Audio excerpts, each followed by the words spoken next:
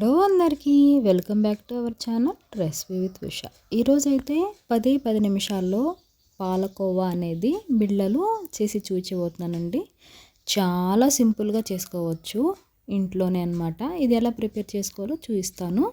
ముందుగా అయితే ఒక కడాయి పెట్టుకుని స్టవ్ వెలిగించుకుని అందులోకి 2 టేబుల్ స్పూన్ నెయ్యి వేసుకోవాలి. 1 కప్పు పాలు, 1 కప్పు వరకు మిల్క్ పౌడర్ వేసుకోవాలి. 1/2 కప్పు వరకు పంచదార పౌడర్ వేసుకోవాలి. పంచదార పౌడర్ వేసుకొని ఇలా కలుపుకోవాలి.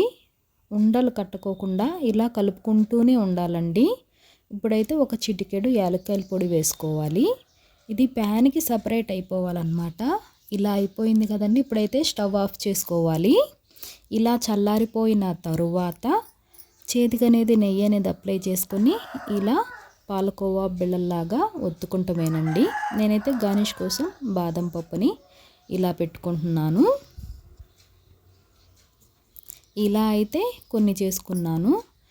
ఇంకాస్త డిఫరెంట్గా ఉంటుందని మన జాలిగెరట ఉంటుంది కదా, దాని మీద అయితే కొంచెం పిండి తీసుకొని ఇలా ఒత్తుకుంటున్నాను. ఇప్పుడు చూపిస్తాను చూడండి. ఇలా డిజైన్గా వచ్చింది చూసారా.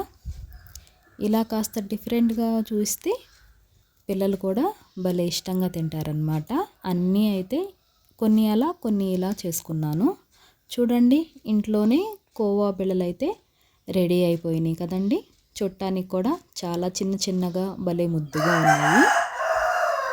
మీరు కూడా ఒకసారి ఇలా ట్రై చేయండి. పిల్లలైతే ఇష్టంగా తింటారు ఈ స్వీటు.